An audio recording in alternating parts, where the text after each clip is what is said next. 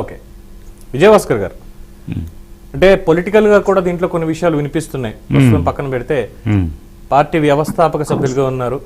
ఆ రోజు నుంచి కూడా మోహన్ బాబు గారితో మీకు ఉన్నటువంటి స్నేహం కావచ్చు, ఎందుకంటే మీ పార్టీ నుంచి ఆయన రాజ్యసభకు వెళ్ళడం జరిగింది, మీ పార్టీలోని సభ్యుడిగా ఉన్నారు. గౌరవ స్వర్గీయ ఎన్టీ రామారావు గారితో పాటు ట్రావెల్ చేసినటువంటి వ్యక్తి.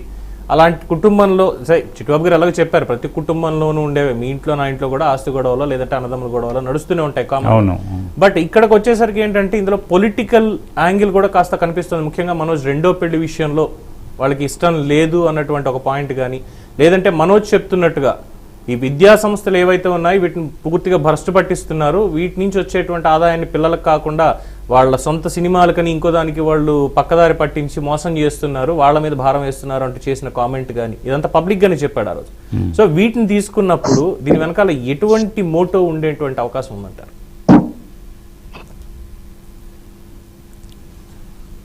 ఇంటి గుట్టు లంక వచ్చేటని సామెత ఉంది.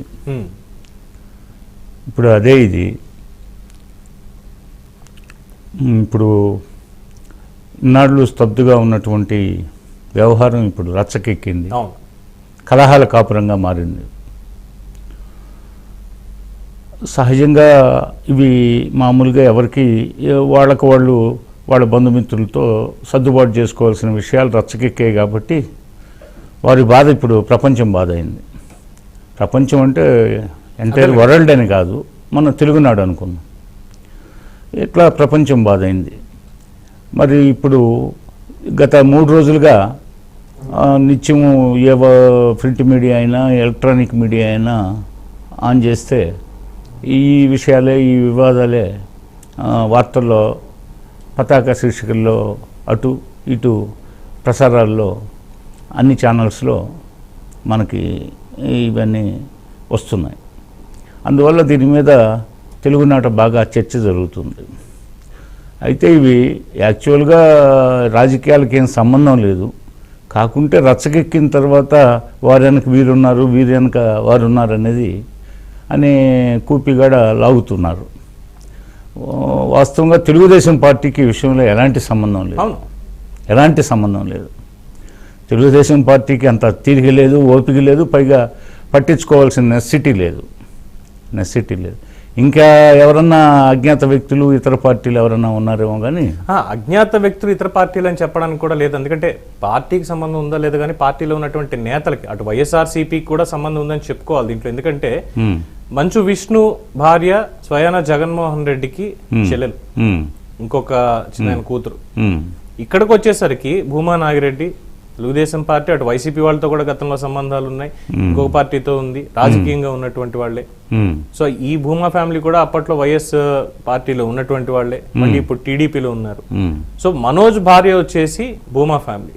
సో పొలిటికల్ గా అటు మళ్ళీ వైసీపీ టీడీపీ అన్నదే ఇప్పుడు ప్రజల్లో ఉన్నటువంటిదే, నేను కొత్తగా తీసుకొచ్చేదో పార్టీల మధ్యలో పెట్టాలన్నది కాదు, దీనికి వచ్చేసింది. ఒక్క నిమిషం నాకు 30 సెకండ్ టైం ఇస్తే 10 సెకండ్ టైం ఇస్తే నేను క్లారిటీ ఇస్తాను. ఇవన్నీ ఊహాగానాలు రాజకీయాలు అనేది మోహన్ బాబుకి చిత్తూరు డిస్ట్రిక్ట్ లో రాయలసీమలో ఉన్న ప్రతి ఒక్క మంత్రి, ప్రతి ఎమ్మెల్యే, ప్రతి ఎంపీ, పరిచయస్తులు వాళ్ళ ఇంటికి భోజనాలకు పిలవటం కానీ, తను వాళ్ళ ఫంక్షన్కి వెళ్ళటం కానీ, అది అపార్ట్ ఫ్రమ్ ఎనీ పార్టీ, అన్ని పార్టీల వ్యక్తులు మోహన్ బాబు మిత్రులే రాయలసీమలో. అతని ఇంటికి వచ్చి భోంచేసిన వాళ్ళ తెలుగుదేశం ఎంపీలైనా బీజేపీ ఎంపీలైనా అందరూ వచ్చిన వాళ్ళే. మోహన్ బాబు ఒక సెలబ్రిటీగా వీళ్ళందరితోటి స్నేహాన్ని మెయింటైన్ చేసేవాడు కానీ ఒక రాజకీయం అనే పాయింట్కి లేదు. అది 100 45 ఏళ్లుగా మోహన్ బాబుతో ప్రయాణం చేశారు. నాకు మోహన్ బాబుకున్న సన్నిహిత మిత్రుల్లో ముఖ్యుడైన ఒకటిగా నేను చెప్తున్నాను. ఇక రాజకీయ ప్రమేయాలు లేవు. విజయభాస్కర్ గారు, మీ రాజకీయ ఊహాగానాలు, ఊహాజనితంగా అల్లిక దానికి ఇదిగో పులి అంటే అదిగో తోకన్నట్టు రాజకీయాలు వెళ్ళేవి లేదు ఇక్కడ.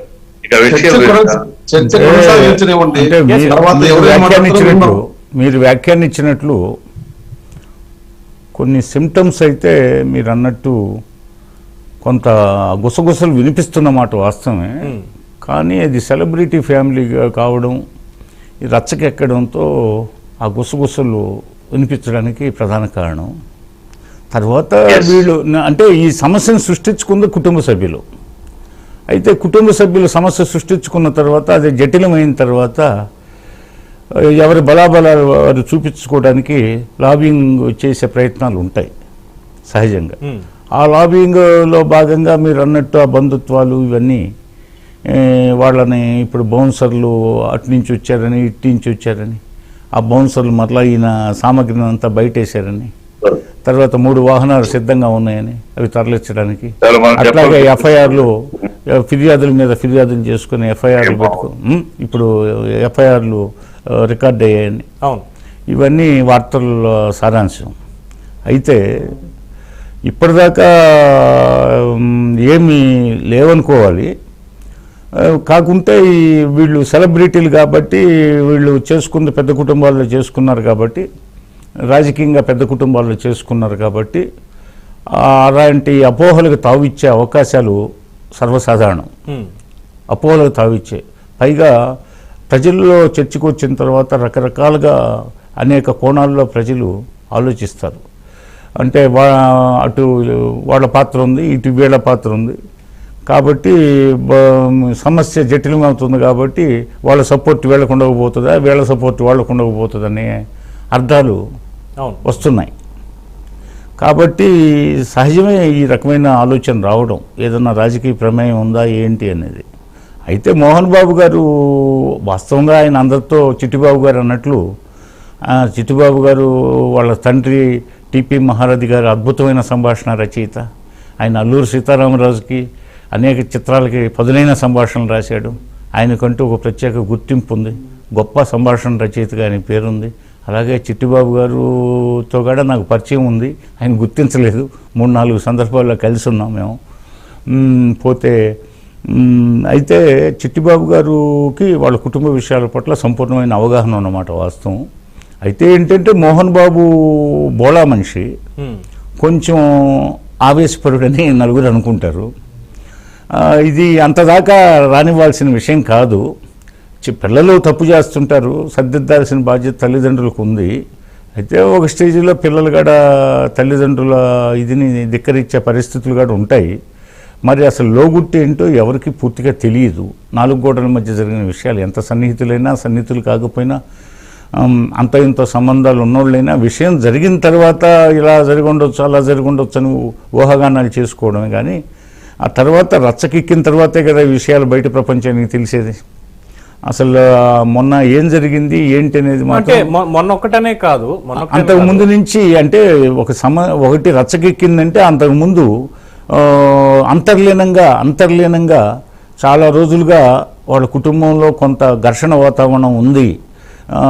పరిస్థితులు మోహన్ బాబుకి ప్రశాంతత లేకుండా చేస్తున్నాయనే వార్తలు ఉన్నాయి, వ్యాప్తిలో ఉన్నాయి. మోహన్ బాబు ప్రశాంతంగా లేడు పిల్లలతో. తన సొంత పాయింట్ ఆఫ్ వ్యూలో చూసినప్పుడు ఎక్కువగా ఇటీవల కాలంలో ఏ ఫంక్షన్ ఇది చూసినప్పటికీ కూడా మోహన్ బాబు గారు ఎక్కడికి వెళ్ళినప్పటికీ ఎక్కువ ప్రిఫరెన్స్ అంతా మంచు విష్ణుకి ఇస్తూ ఉండడం, అలాగే లక్ష్మికి ఇస్తూ ఉండడం, ఇదే జరుగుతుంది. అంటే నేను అనుకోవడం ఏంటంటే ఆయనకి అందరూ ఒకటే కానీ 3 పిల్లలు.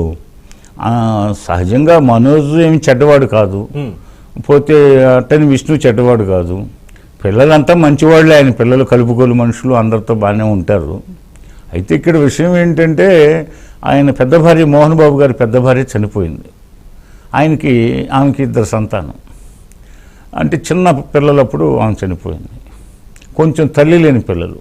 అయితే ఈ 2వ భార్య ఎవరో కాదు, ఆమె సిస్టర్ అని విన్నాను నేను. అవునండి, ఆమె సిస్టరే, ఓన్ సిస్టరు. తన అక్క బిడ్డలు కాబట్టి ఆమె ఎంతో సానుభూతితో, బాధతో ఆ రోజు మోహన్ బాబుని వివాహం చేసుకుంది. ఆ 2 బిడ్డలను తను పెంచింది, పెద్ద చేసింది. ఆమెకి ఒకటే బిడ్డ, ఈ మనోజ్ అందరిలోకి ఆ ఫ్యామిలీలో చిన్నవాడు. తన కన్నబిడ్డ మనోజ్. తను పెంచిన బిడ్డలు వారిద్దరు. పెంచిన బిడ్డల మీద మమకారం అనేది ఉంటుంది.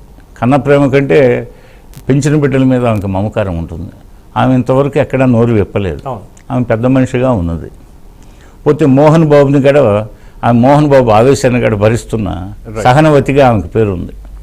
అయితే మోహన్ బాబు గారు బోళా మనిషి, కాకపోతే మనసులో ఏమి పెట్టుకోకుండా కల్మషం లేకుండా మాట్లాడతాడనేది ఉంది.